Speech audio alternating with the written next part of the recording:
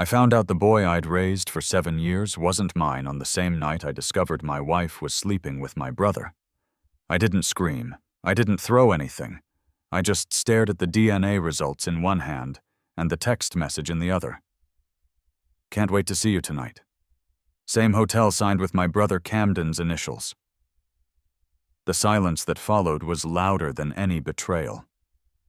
My son was asleep in the next room, clutching a toy I'd bought him after my last overseas job.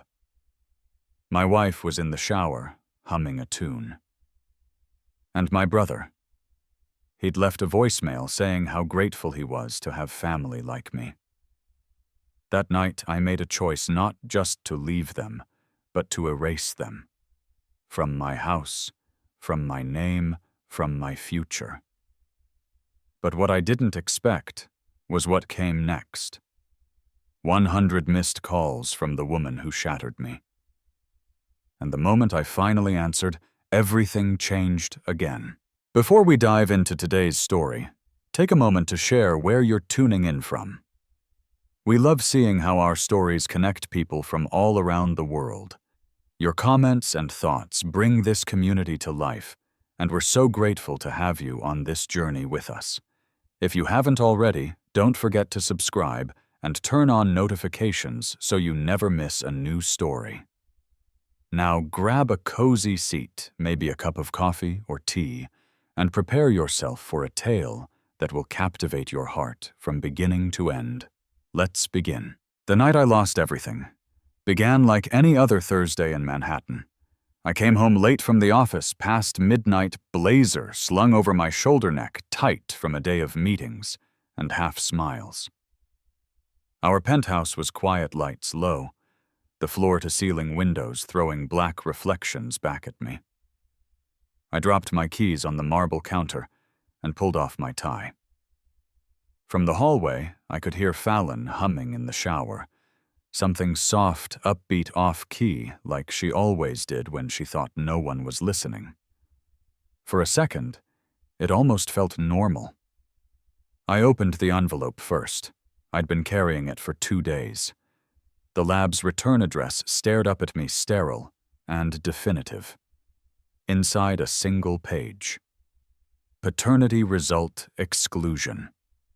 0 probability of biological relation. My knees didn't buckle. My mouth didn't open.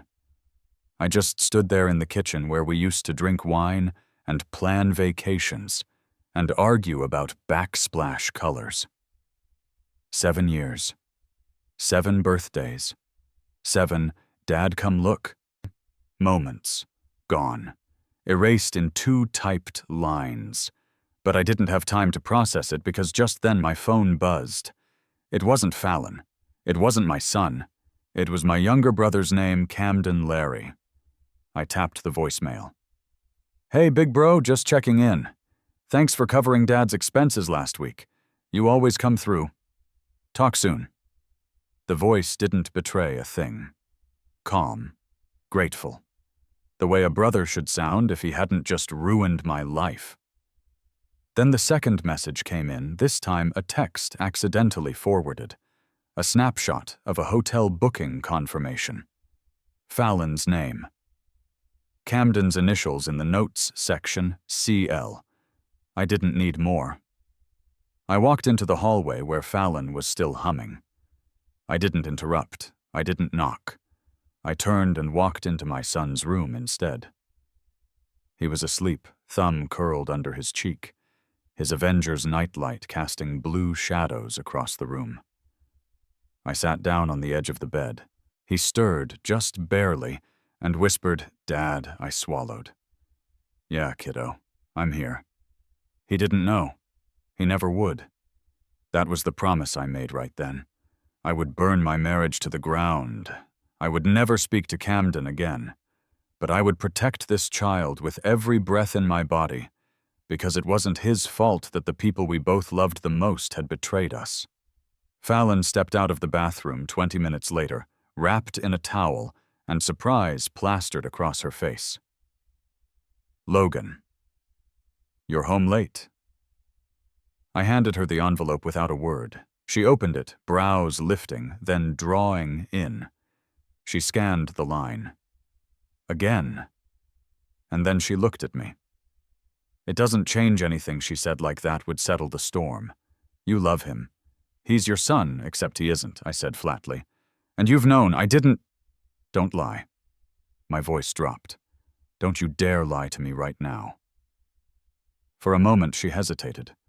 Then her chin lifted. It was one time. Years ago. I didn't think. Don't say it was a mistake. That's when she cracked. Fine. I was scared. I was weak. Camden was there and you were always so distant, so consumed with your work. I didn't want to ruin what we had. You ruined it anyway. She took a step forward, arms crossed tight against her chest. So what now, Logan? You're going to walk away from your family? From him? No. I stared at her, cold and deliberate. I'm walking away from you. And from Camden. You don't get to use family as a shield anymore. She blinked. Just once. Then her voice dropped. You're making a mistake. I already did. When I married you. I packed that night. Not just a bag. Everything. I had my assistant book a long-term suite at the Peninsula under a pseudonym. I had the building security lock Fallon out of my office and disable her access to our shared accounts. My lawyer Delancey White got the call at 2 a.m. He didn't ask questions. He just said, understood. I'll move fast. By the weekend, my name was scrubbed from our family WhatsApp group. Not that it mattered. I was already erasing them in my mind. That was supposed to be the end of it. Then came the missed calls.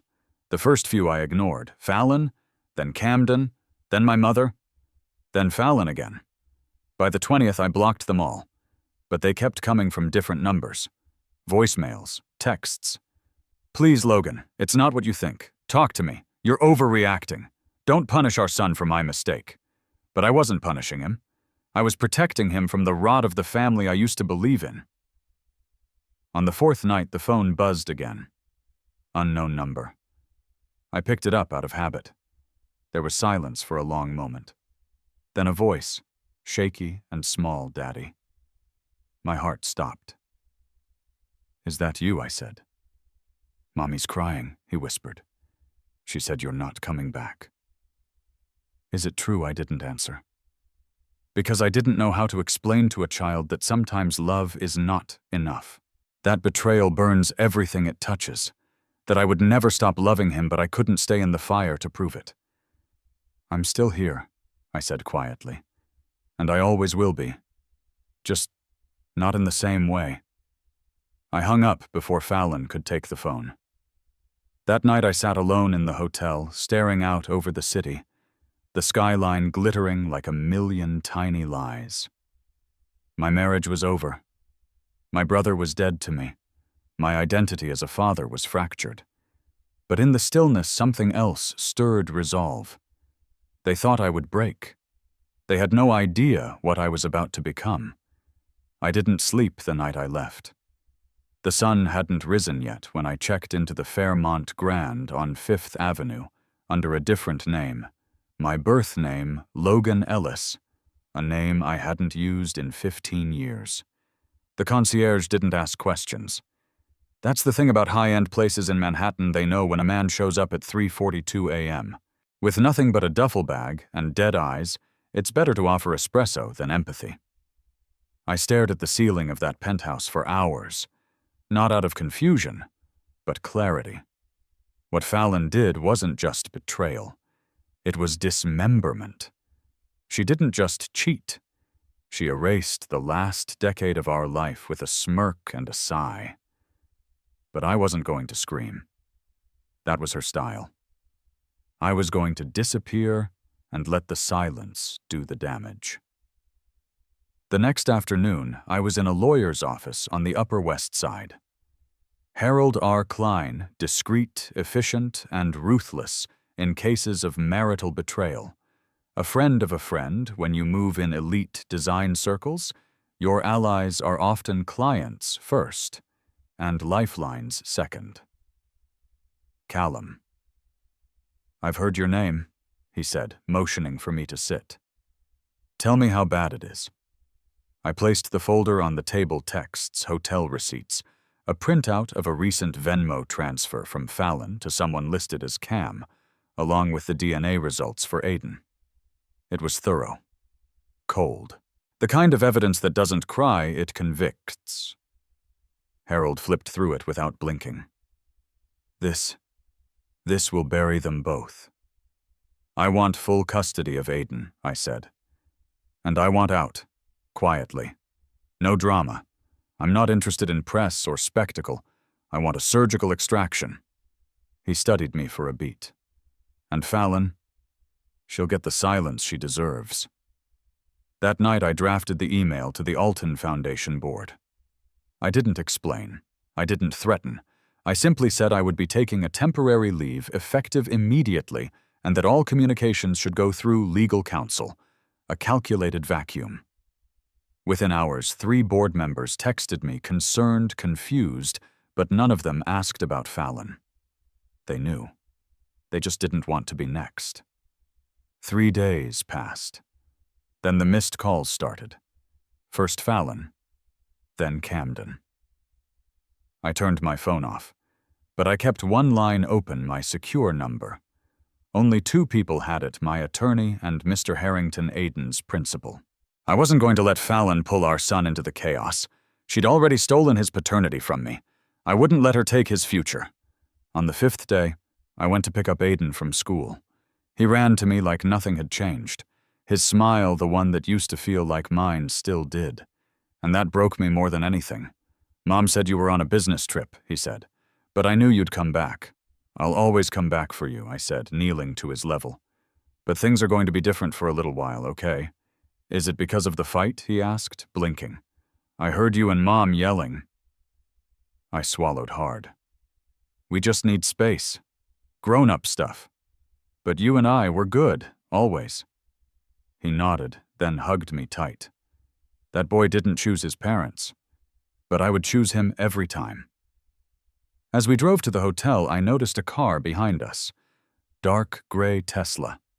Same plates I'd seen once parked outside Camden's loft. So they were watching me now. Perfect. I didn't react. I drove 2 more blocks, then pulled into a parking garage, took the back exit with Aiden, and ordered a secure car under my assistant's name. I wasn't going to live paranoid, but I was going to live smart. Back at the hotel, Aiden and I watched cartoons. He fell asleep with his head on my lap, his fingers tangled in the sleeve of my sweatshirt. At 11:52 p.m., I opened my inbox. There it was, an encrypted link from Harold. Inside a legal draft of the divorce filing temporary custody terms and a separate folder titled Camden, Financial Exposure. I clicked. Turns out my dear brother had been siphoning funds from our shared property management LLC, one I'd entrusted him to run, while I focused on the architecture firm. I skimmed through ledgers, asset transfers, even emails. He used my trust as leverage. And Fallon. She co-signed most of it. I leaned back in my chair. So this wasn't just betrayal. It was coordinated theft. I wasn't dealing with heartbreak anymore. I was dealing with fraud. And now I had leverage. The next morning I called Camden. He didn't expect it. "Logan?" His voice cracked. "Jesus, man, I've been trying to..." "I'm only going to say this once," I said. "I have everything. Bank trails, property transactions, even the messages you thought you deleted. You and Fallon not only wrecked my family, you tried to steal from me. And now, you'll pay. You don't understand, I understand perfectly. You're a coward hiding behind stolen opportunity. But here's the thing. Cam, I'm not going to scream. I'm not going to expose you. I'm going to let your reputation rot in silence. Slowly, elegantly. And when your name comes up for that next real estate panel or investor round, you'll hear the door slam before you even knock." He went silent. "And if you come near Aiden again, if you even try, I'll make sure the police escort you from 50 feet away." Then, I hung up. No threats, just consequences. Fallon called 20 minutes later. I didn't answer. By evening, she showed up at the hotel lobby. The concierge called. "There's a Ms. Fallon Carter asking to see you." I looked down at Aiden, asleep again, peaceful. Tell her no. Should I give her a message? I paused. Yes. Tell her this Aiden and I are safe. Her access to either of us is now restricted by law, and that everything she built off my back is about to collapse under its own weight. Yes, sir? I sat back, staring out at the skyline. I had started this week with a lie. Now I had the truth. But this war wasn't about yelling or revenge. It was about precision, timing, control. And I had all three now. 2 weeks. That's how long I'd been gone. Not vanished, just repositioned. Like a king in a slow, deliberate game of chess. I had taken Aiden with full legal authority, frozen the joint accounts Fallon and I once shared, and initiated the quiet unraveling of every business tie I had with Camden. And yet I hadn't made a single public statement. I let the silence echo. And in that silence, Fallon began to panic. It started with emails, one-line pleads. "Can we talk?" followed by, "This isn't good for Aiden." Then came the longer ones. Apologies that weren't apologies. We were lost. You were always working. It just happened. The phrases women like Fallon weaponize, soft enough to sound harmless, sharp enough to stab. But none of it mattered anymore. The woman I had loved was dead. In her place stood someone with the same face and voice, but no soul I recognized. By week 3, Camden tried again. This time through a third party, my firm's ex-PR manager, Lexi Tran. "Logan," she said over coffee. "I told him I shouldn't even be here. But Camden's desperate. He thinks you're going to ruin him." I gave a quiet laugh. "I haven't even started." Lexi leaned in. "He said you have leverage." Is it true? I sipped my coffee. "I have receipts, screenshots, wire transfers, signed documents. I don't need to make noise. I just need to show the right people." She nodded slowly. "He said Fallon's falling apart." Good. I hope she remembers every second she made me doubt myself. There was a pause. "Are you okay?" "No," I said plainly. "But I'm getting precise." That weekend I met with the Alton Foundation's interim board at a private restaurant in Soho. I walked in not as the betrayed husband, but as the architect who built their flagship cultural center from scratch, who brought prestige and donor loyalty they had never dreamed of. I wasn't there to beg. I was there to signal a quiet line in the sand. "I won't air personal business," I said evenly. "But if Fallon continues presenting herself as the face of this foundation while actively undermining its former co-founder, me, it will become a legal matter. I suggest you act accordingly." They nodded, some in sympathy, some in fear, but all understood the subtext. Power isn't noise, it's direction. The next day, Fallon was removed from the public board calendar for wellness leave. It was quiet. Surgical. She must have known I was behind it because that night she left a voicemail that cracked. "I messed up Logan. I know that now.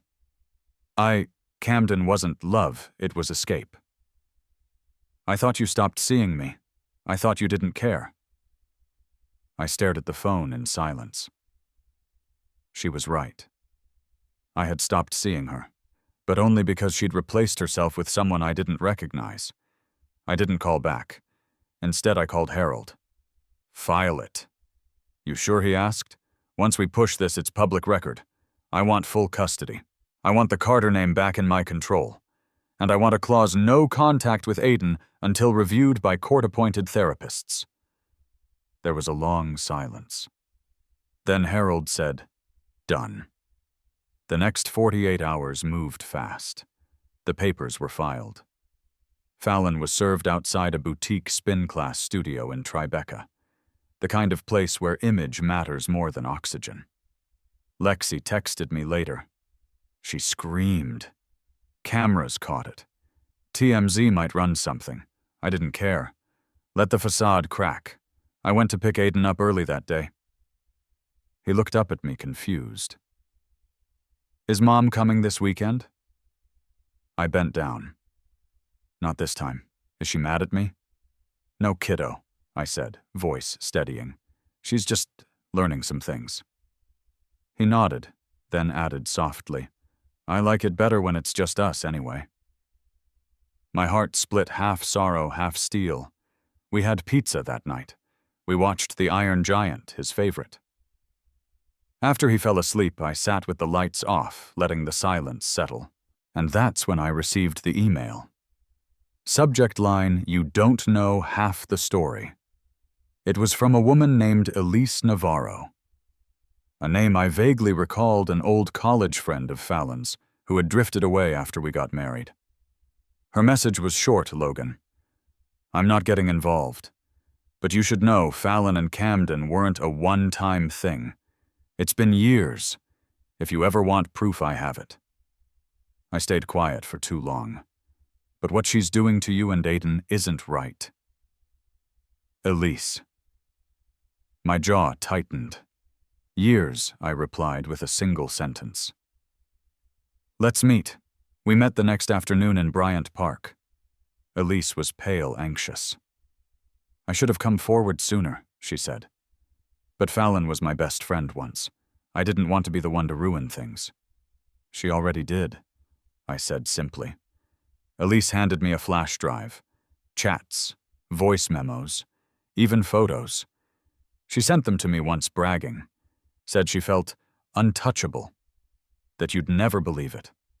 I took the drive. Why now? She looked away. Because you believed her. For too long. I nodded. Thank you. That night I loaded the drive. It was worse than I imagined. Not just cheating, but cruelty.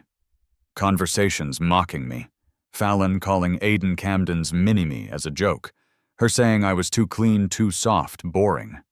There was a video grainy taken from Camden's phone. Fallon laughing, kissing him, whispering, he has no idea. Let him build his little buildings. I'm building my life. My hands shook. Not from rage, but from detachment. She had already left me. Years ago. I just hadn't caught up. I called Harold. We're moving to permanent sole custody, and I want this submitted as evidence. Fallon isn't just unfaithful, she's emotionally abusive. She weaponized Aiden against me, mocked my role as a father, and coordinated financial fraud. I want the court to see the full picture. It'll be ugly, Harold warned. Good. Let them see what she buried. The legal engine roared to life. Fallon responded with a countersuit claiming I was manipulating Aiden and erasing her. Camden went quiet. And then came the subpoena for deposition. It was set for Tuesday. Fallon would have to sit in a room and answer under oath. I showed up in a charcoal suit, calm, controlled. She looked thinner, haggard, but still wore designer heels like armor. The room was cold, clinical. Across from her, I didn't see the woman I once proposed to in Paris. I saw a stranger clinging to old illusions. Mr. Carter, the mediator, began, Do you have any prepared remarks? Yes, I said clearly. I have only one goal, protect my son. What my wife and her partner did isn't just betrayal, it's destabilization of my home, my business, my child's emotional development. I'm not here for revenge. I'm here for correction. Fallon's lawyer began asking her questions. The lies started small. Then she cracked. By the third hour, she admitted the affair had lasted 4 years. She admitted she knew Aiden might not be mine, but never told me. She admitted she used my firm's funds to help Camden secure his commercial property in Brooklyn. It was all recorded. All filed. By the end, she wasn't crying. Just empty. As if stripped of her lies, there was nothing underneath. Afterward, I walked out into the city noise. Lexi was waiting. "You won," she said softly. "No," I corrected. "I survived." But in the corner of my eye, I saw Camden across the street watching, no longer smug, no longer victorious, just alone. And it hit me this wasn't the end.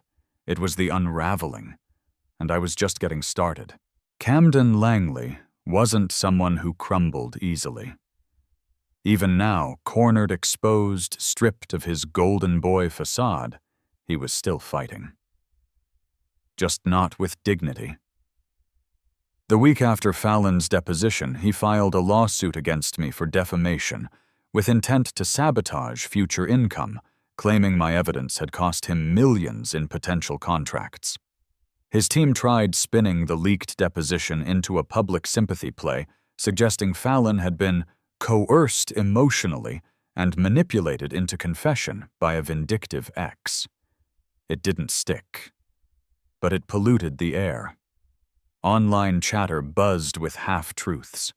Socialites took sides. Former donors whispered. But I didn't flinch, because I had the one thing Camden didn't truth backed by documentation. And I was ready to take the next step. I called a press conference not for drama, but for clarity. Fallon and Camden had dragged my name into the public arena. I wasn't going to beg for approval. I was going to reset the narrative. The room at the Midtown Cultural Annex filled quickly reporters, board members, community partners, and a few faces I didn't expect, including Fallon's younger sister, Celia. She sat quietly near the back face, unreadable. I stepped up to the podium. Steady breath. No paper. "My name is Callum," I began. "For those of you who know me, I've spent the last 15 years designing spaces meant to reflect stability, openness, and resilience. Ironically, those are the very things my own home was missing for the last 4 years." I paused. I've stayed silent, not out of weakness, but to protect my son. That time is over. Then I laid it out. Fallon's affair. Camden's misuse of funds. The emotional manipulation. The misrepresentation of the Alton Foundation's leadership, and the misuse of my firm's architecture for personal profit. "This isn't about vengeance," I said calmly. "This is about integrity. For my family. For my name. For every father out there who's been erased quietly while smiling through the pain." When I finished, the room was silent. Then one voice called out. "Did she ever say sorry?" I looked up. It was Celia. Everyone turned. I answered plainly. Not to me. Not in a way that mattered. Celia stood, then let her listen to the silence she left behind. The crowd clapped, not loud, but sustained. It wasn't applause for performance. It was recognition. Fallon tried to reclaim control days later with an Instagram video. Soft lighting. Perfect makeup. She spoke directly into the camera. "I've made mistakes," she said. "But Logan isn't innocent either. He was distant. Cold. Marriage is a two-way street." She turned off comments. It backfired. Spectacularly. Because people knew what that was, a polished dodge. A woman trying to salvage brand image, not truth. And then the real backlash began. A former staffer from the foundation leaked emails Fallon instructing employees to redirect funds from their youth scholarship initiative to marketing projects that benefited Camden's real estate launch. Aiden's school board, previously quiet, contacted me directly. We were unaware of the emotional distress the child was under. The letter read, "We support your decision to seek sole custody." The universe wasn't just tilting, it was correcting. Meanwhile, Camden doubled down. He filed an injunction against me, claiming I was trying to blackball him from every architecture and philanthropy circle in the city. He even held his own press event, poorly attended, where he positioned himself as a victim of a man's unchecked ego. "I didn't break up a family," he said. "I was a byproduct of a marriage already broken." His voice trembled as he said it. I didn't need to respond, because that week Elise Navarro came forward, publicly. She published a blog post titled, "I Stayed Silent While My Best Friend Lied." It went viral. She detailed the years of Fallon's betrayal, the mockery, the manipulation, the glee Fallon showed when talking about how easily she could play both men. Elise attached screenshots, texts, voice memos, time-stamped hotel receipts. "One line hit like thunder," she told me once. "Logan's too moral to ever fight back. That's why I can do whatever I want." I was wrong to stay quiet. I won't be anymore. Camden went dark. His firm issued a vague statement about refocusing on internal priorities. Fallon deactivated her social media. But the damage was done. Fallon's parents, who had previously sided with her, blindly sent me an email. No subject line. Just 3 words. "We are sorry." The court date for permanent custody drew closer. I met Aiden's court-appointed therapist, Dr. Miriam Lang. She was quiet, composed, and precise. "He's adjusting well," she told me. "He talks about you with stability, structure, but he doesn't mention Fallon often." "He's still confused," I said. She nodded. "He's protective of you, which means he saw more than you think." That night as I tucked him in, Aiden whispered, "Are you going to marry someone else?" The question punched me. "No, buddy," I said gently. "Right now it's just me and you." "That okay?" He grinned. "Yeah, you make better waffles anyway." I kissed his forehead. He didn't ask about Fallon again that week. Then the subpoena hit. Not for me. For Camden. He was being investigated by the Department of Charitable Affairs for misappropriation of non-profit funds. The digital trail Elise helped uncover led directly to his company's expansion, a false donation matching campaign Fallon helped him set up. Camden was summoned, not just for civil court, but for federal inquiry. It was poetic. The man who smiled in my face and stole from my life now sitting beneath fluorescent lights while attorneys combed through his lies. Fallon, by contrast, tried a final maneuver. Her legal team sent a request for supervised visitation. They claimed she was in counseling and that Aiden needed maternal continuity. We denied it. But the judge scheduled a review session anyway, closed door. I walked in with Aiden, unsure of what to expect. Fallon was already seated, dressed in beige and gray. Subtle. Harmless. She didn't look at me. She looked only at Aiden. "Hi," she said quietly. He didn't respond. The therapist, Dr. Lang, observed. "Aiden, you can speak freely." He looked up at me.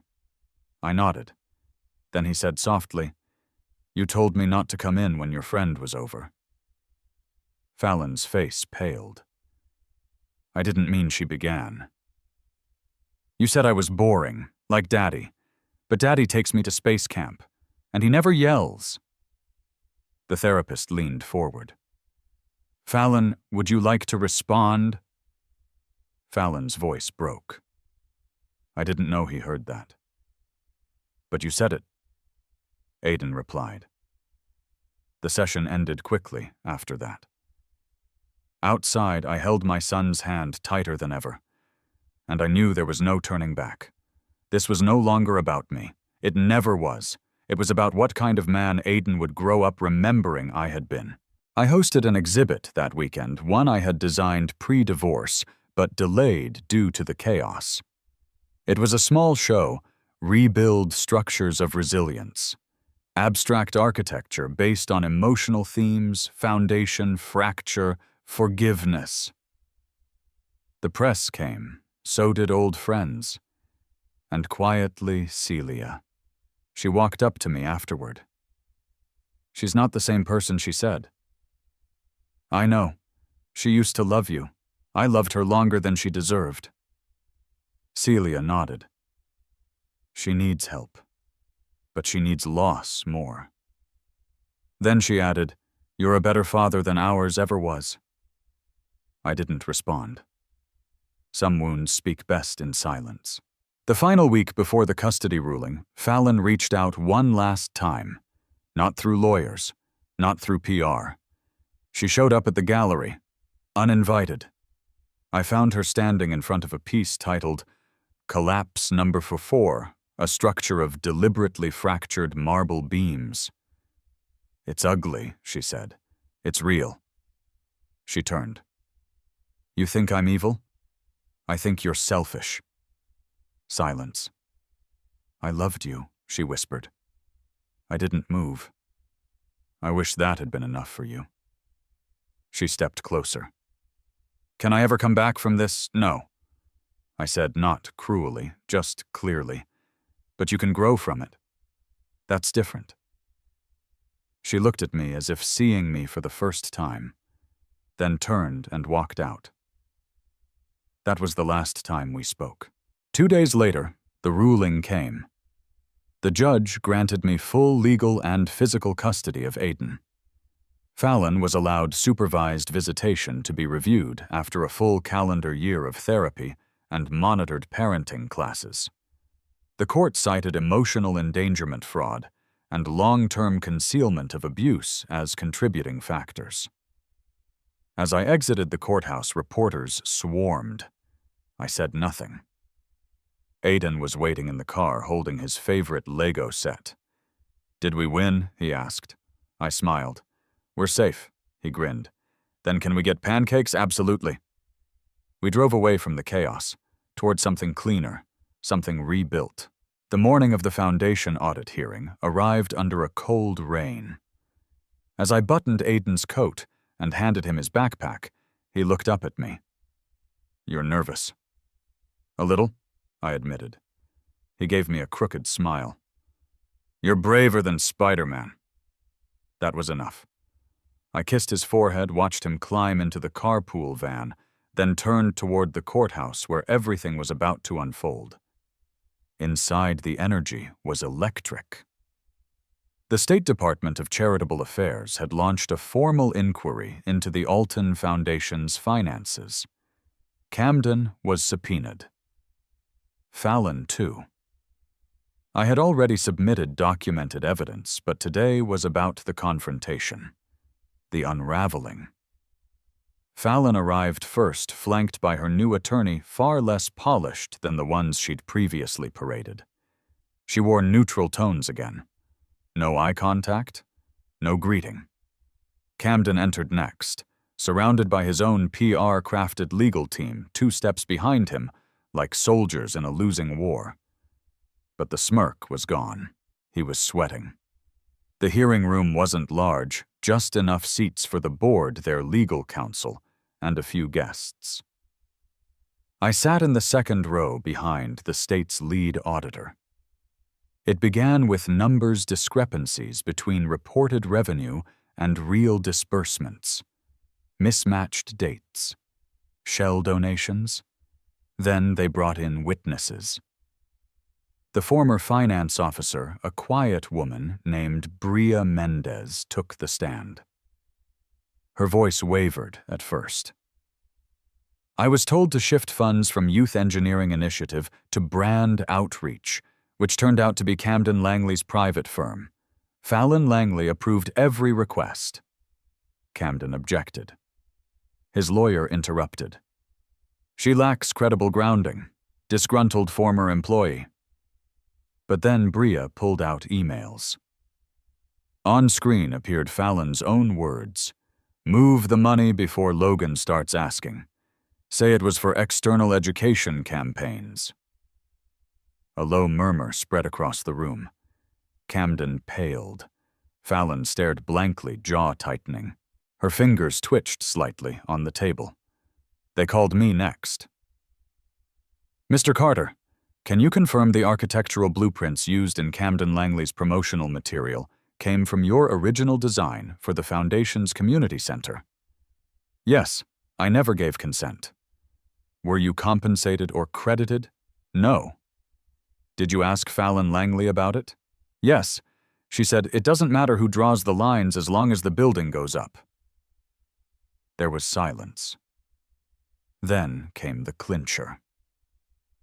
The state introduced an anonymous affidavit, one I recognized instantly. Elise Navarro. Her statement outlined how Fallon and Camden mocked donor families, fabricated success stories for quarterly reports, and inflated Camden's public image using photo shoots staged in fake classrooms. Fallon tried to speak, but the chair cut her off. Mrs. Langley, you will have a chance for response. When it was finally her turn, Fallon stood. Her voice was cold. This entire campaign is about a bitter ex-husband who can't handle his wife moving on. I didn't misappropriate funds. I reallocated them to initiatives more in line with modern outreach. Camden chimed in. You can't prosecute strategy. But the board had heard enough. By noon, the ruling came down, the Alton. Foundation was placed under receivership, pending full forensic audit. Camden was banned from nonprofit association in the state. Fallon was removed from the board indefinitely, and both were referred for possible civil fraud charges. Outside reporters swarmed. One asked, Mr. Carter, how does it feel? I looked into the camera. This isn't victory, it's clarity. I didn't fight to win. I fought to tell the truth. The next day, Fallon sent a letter. Not through email. Handwritten. Logan, I don't know who I am anymore. I tried to rewrite the narrative because I couldn't face how badly I'd broken the first one.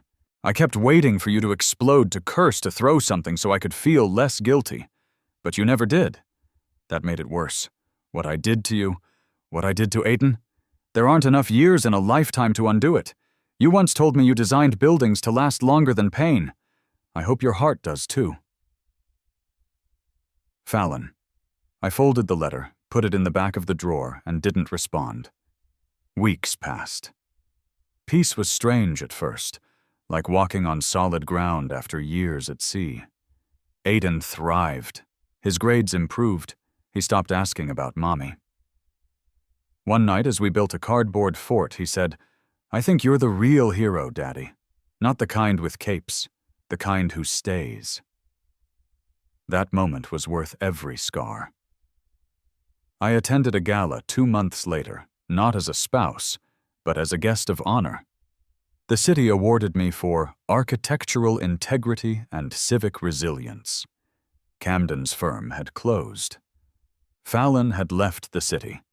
Rumor said she moved to Oregon. Quietly. The host of the gala asked if I wanted to say a few words. I kept it short. Some people build to impress, some to forget. I build to remember, because truth has weight, and when everything else falls away, it holds. The room rose. But I wasn't proud for the applause. I was proud because I hadn't let the pain redesign me. I used to think closure came in the form of an apology, a sincere one. But as I watched Celestine break down across from me in the mediation room, something shifted. Her tears didn't move me.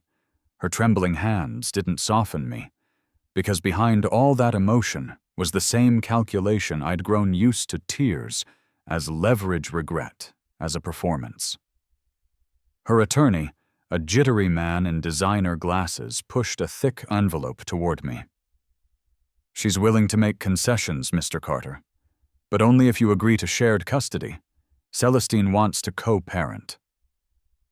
I leaned back, eyes never leaving hers. No. The room went quiet. She's their mother, the attorney added, almost offended. She's their biological mother, I corrected, but not the one who showed up when Aiden needed help with his asthma attack at 3 a.m., not the one who stayed up with him when he had night terrors after she left. She was too busy booking spa weekends with my brother. Celestine flinched. She should have. The judge had already received the security footage from the Langley Foundation gala. It showed them slipping away. The timestamps matched the night she told me she had food poisoning and needed to leave early. The irony was her foundation's own security system documented her betrayal. The custody battle had become open warfare. She'd tried to use my schedule against me, claiming my architectural firm kept me too busy to be an involved father.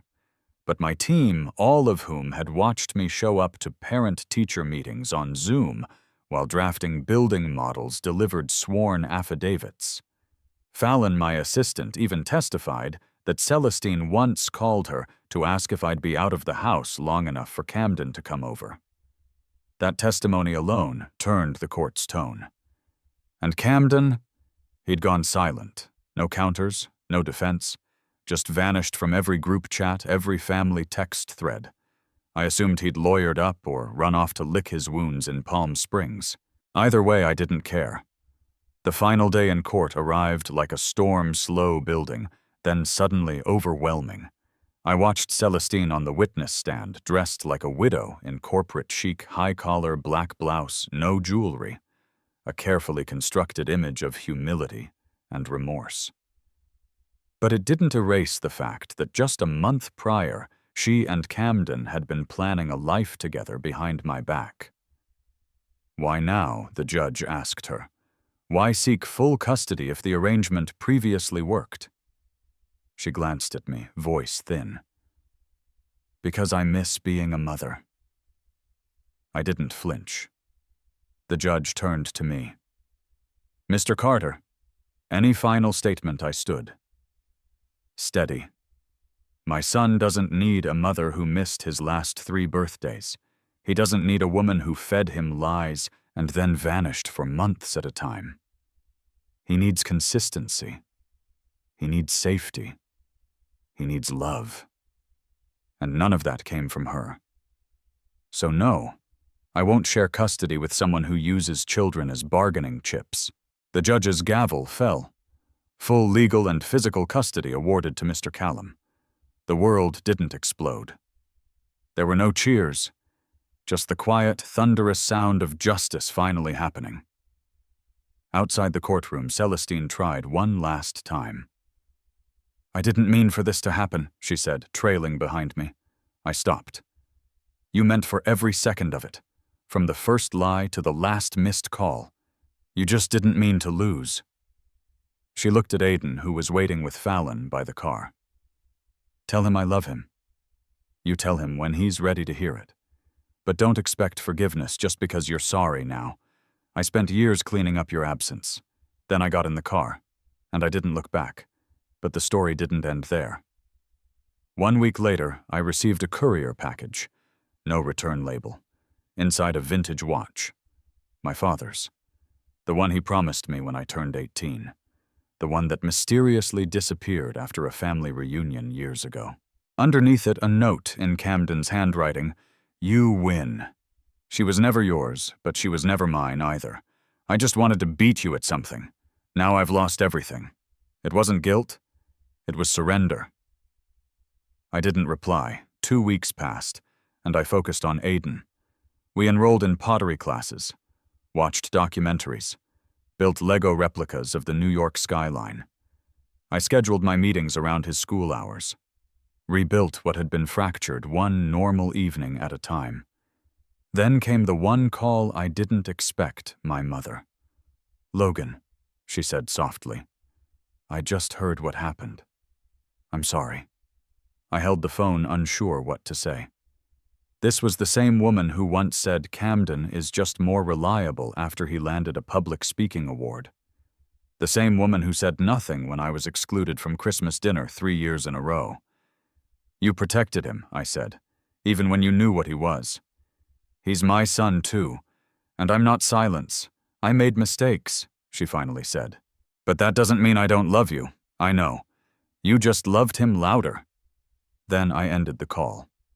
Weeks passed. Life moved forward. Celestine issued a carefully worded press statement blaming personal health challenges for stepping away from her role at the Langley Foundation. Translation: Evander Langley cut her loose the second the scandal touched his name.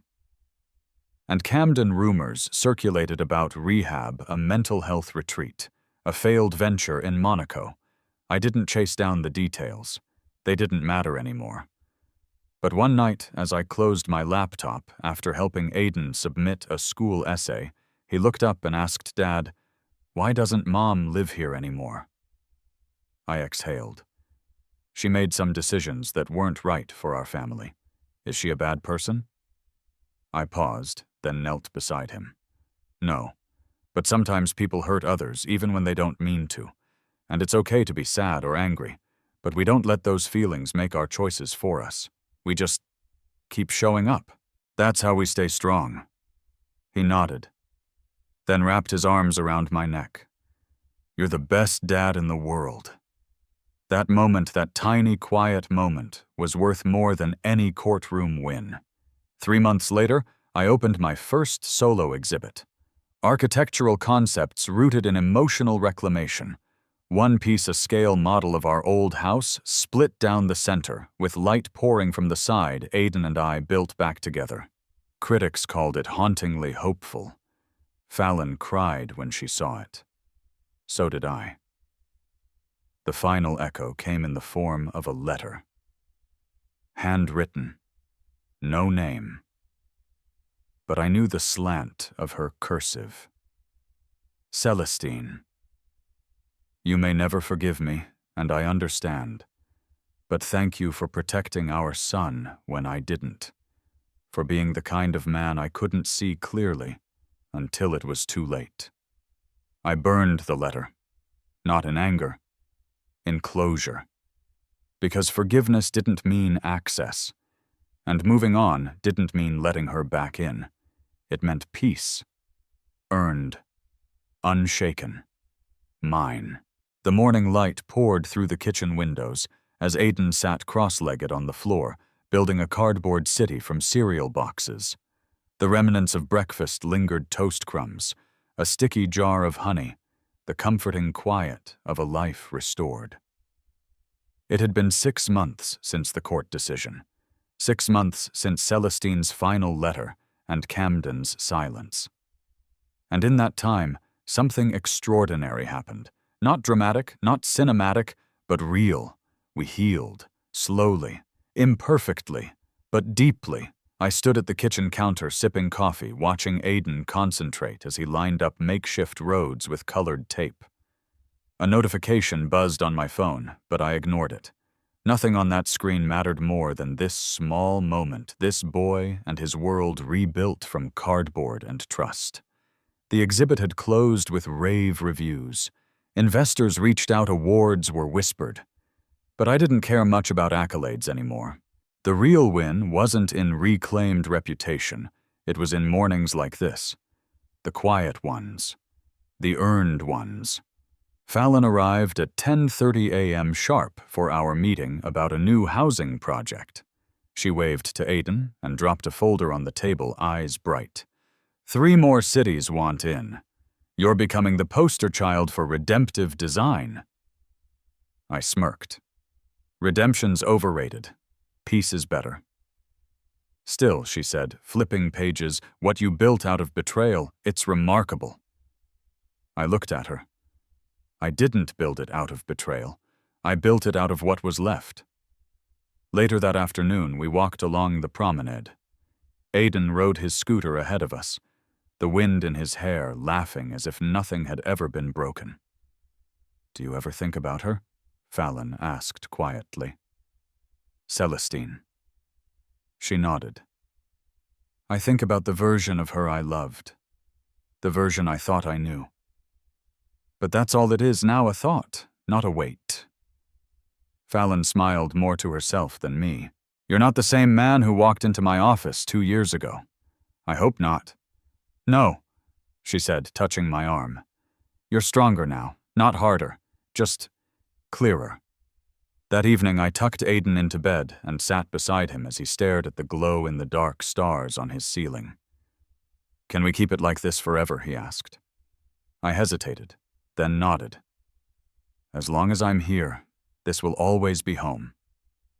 He smiled, eyes heavy with sleep. "I'm glad it's just us." I turned off the light and sat there a little longer than usual. Not out of fear of losing it, but out of gratitude that I'd found it. The next day I got a call. Evander Langley. I recognized the voice immediately, tight-clipped and arrogant. "Logan," he began. "I want to extend a personal apology on behalf of the Foundation. We didn't handle things well. I waited." And he continued, "There's an opening on our board. The press would eat it up. Redemption arc. Forgiveness. You get the picture." I almost laughed. "You want me to become the face of your cleanup campaign? There's opportunity here, Logan. Real influence." I thought of Aiden's cardboard city of the homes I was building from scratch with no legacy name or corrupt money behind it. No thanks. I've already found real influence in my son's eyes and in the people I serve. I don't need your photo op. He didn't argue. He just hung up. That weekend, we visited my father's old cabin in Vermont. It was run down, but it still smelled like cedar and winter memories. I brought tools. Aiden brought marshmallows. We spent the afternoon clearing out the attic, and behind a stack of dusty records, I found a photograph my parents holding me as a toddler, my father's arm around my mother, the world still whole. Aiden looked at it and said, "You look happy." I was. "Do you miss them?" I nodded. "But I'm okay now." He thought about that, then asked, "Do you think people who hurt you ever get better?" I looked at him. "My son, my mirror, my second chance." "Some do," I said, "but it doesn't mean you have to let them back in." He seemed to understand more than a child should. That night, as the fireplace crackled, Fallon sat across from me, blanket over her knees, staring into the flames. "You ever think about dating again?" she asked casually, though her voice wavered slightly. "Sometimes." She nodded slowly. "Well, if you ever wanted to," she stopped, then laughed awkwardly. "Never mind." I leaned forward. "Fallon." She met my gaze. "I do think about it. I think about what it would mean, about whether it's something I could do again without fear." And I smiled gently. "I'm not afraid anymore." She looked down at her hands. "That's a good start. We didn't need anything more than that moment. Not yet." On our last night at the cabin, Aiden and I sat on the porch, wrapped in flannel, watching snow begin to fall. "Dad," he said suddenly, "I think you're brave." My throat tightened. "Why?" "Because you didn't yell. You didn't hit anyone. You just stayed." I looked at him, heart full. Sometimes staying takes more courage than leaving. He leaned against my side. "I'm glad you stayed." The next morning, I carved something into the porch railing. "Peace lives here." Not revenge, not justice. Peace. It had cost everything, but I had found it, and I would never let it go.